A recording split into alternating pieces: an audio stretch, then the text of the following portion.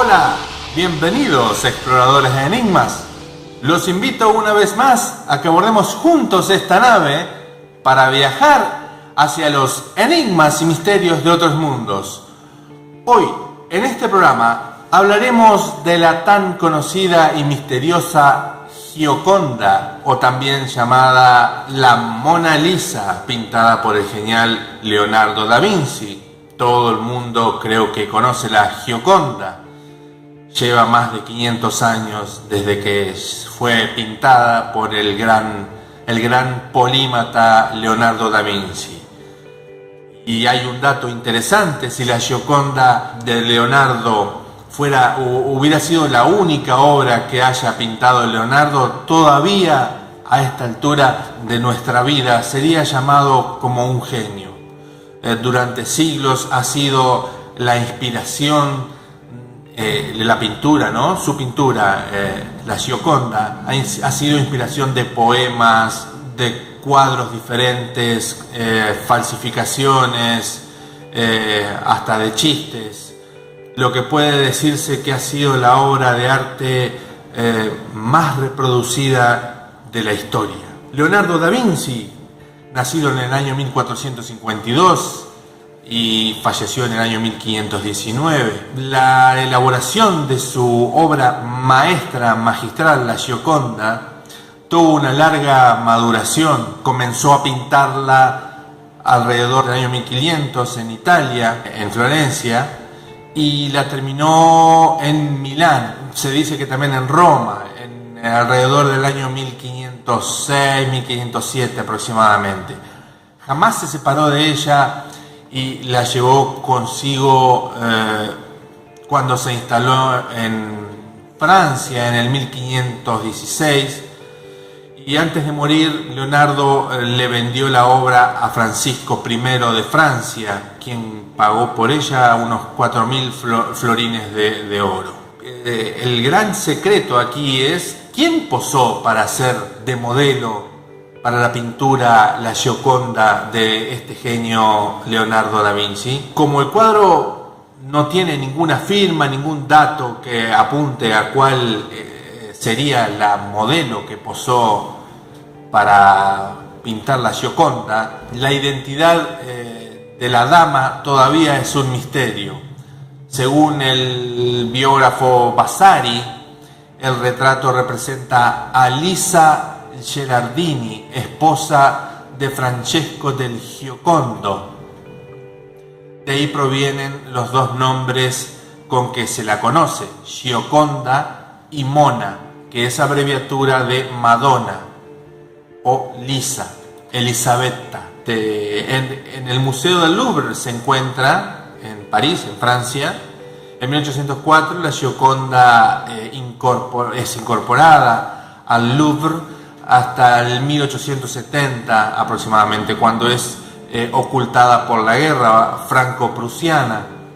Solo fue exhibida 2 veces fuera del Louvre, en 1963 en Washington y Nueva York, y en 1974 en Moscú y en Tokio. Actualmente está protegida por una caja de vidrio blindada a una temperatura de 20 grados centígrados y una humedad de 55% aproximadamente.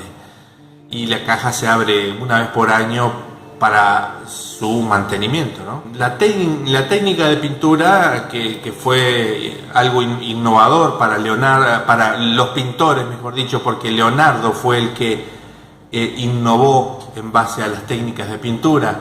Antes de Leonardo se pintaba en base a témpera de huevo, y Leonardo incluyó la pintura al óleo. En este caso lo hizo sobre una tabla de madera de álamo de unas medidas de 53 por 77 centímetros. Una técnica realmente perfecta. Sobresale esta pintura por las innovaciones técnicas de su elaboración, como el sfumato y el claroscuro. En cuanto al sfumato, consiste en eliminar los contornos de las líneas, difuminándolos en una suerte de neblina que genera un efecto de atmósfera. La figura a fondo, los rizos que caen sobre su hombro se funden con los afloramientos rocosos, la conjunción de los contornos difusos con el misterioso fondo crea una cierta ambigüedad y una cierta ilusión de movimiento, lo que le da al cuadro una inquietante sensación de vida. La aplicación del óleo utilizó los colores muy diluidos en esencias, lo cual le permite poner innumerables capas de colores transparentes llamadas veladuras. En cuanto a la ropa, el vestido presenta un complejo bordado de lazos y nudos, motivos que siempre fascinaron a Leonardo.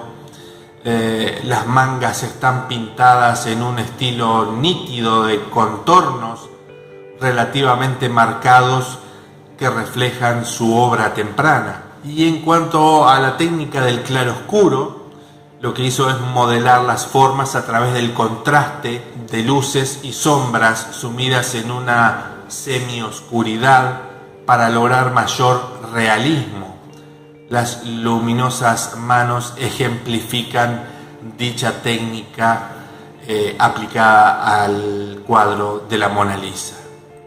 En cuanto a los colores sombríos, Leonardo utilizó una paleta con tonos más oscuros que los que se usaban normalmente sus contemporáneos, ¿no es cierto? Fue innovador en todo sentido. Por ejemplo, hablemos del rostro de la Gioconda, algo maravilloso, realmente un rostro increíble. Decía Leonardo, un buen pintor debe representar esencialmente dos cosas: el personaje y su estado de ánimo. Eso lo decía el propio Leonardo. En cuanto a los ojos oscuros, enmarcados en unos párpados delicados y tenues, atraen la mirada del espectador. La ausencia de cejas obedecería a la moda florentina de aquella época, posiblemente.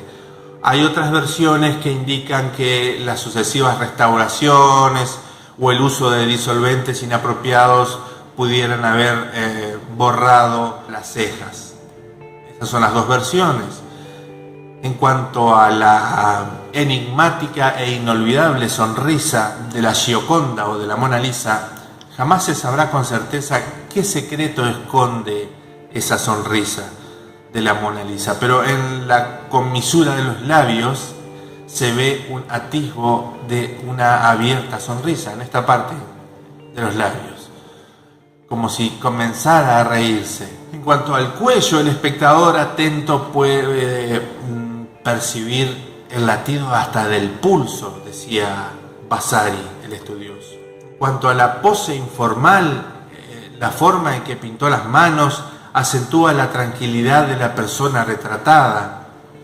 Esta pose distendida supera los retratos anteriores que parecen artificiales y duros, por supuesto.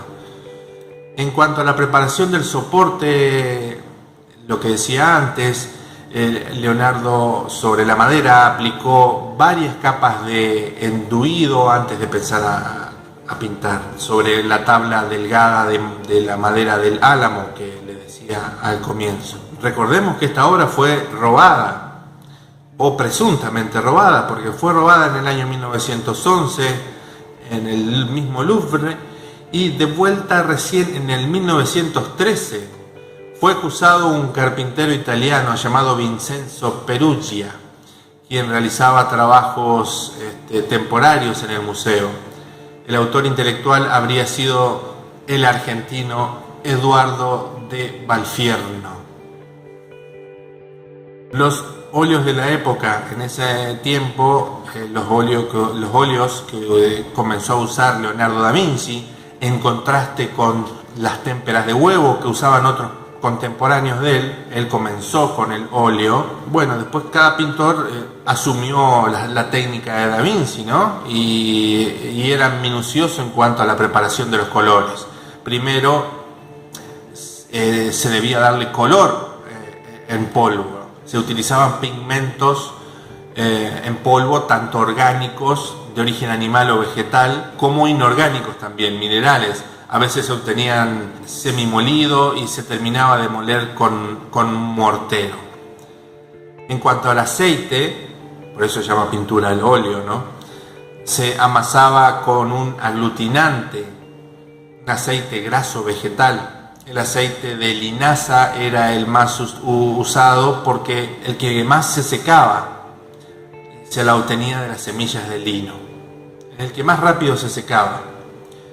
Y al tercero se le agregaba una esencia para poder aplicar capas delgadas de pintura, transparentes o veladuras. Se disolvía con esencias de origen vegetal como la trementina, que es una destilación del bálsamo de pino. Y bueno, hubieron, a partir de la Mona Lisa, la Gioconda, hubieron distintas inspiraciones para otras obras, ya sea artísticas serias o obras cómicas, como dibujo de Rafael a partir de la Mona Lisa con bigote de Marcel Duchamp en 1919, Bernard Léger en 1930, un Salvador Dalí, un autorretrato a partir de la Mona Lisa, hecho por el propio Salvador Dalí, Marilyn Monroe, según Andy Warhol, la Mona Lisa de Fernando Botero en 1977, etcétera, etcétera. Así que la trascendencia de esta obra fue y es y será impresionante y despertará chispas de inteligencia en muchas mentes artísticas que se dedican a este tipo de cosas o a cualquier otra cosa relacionada al arte, ¿no?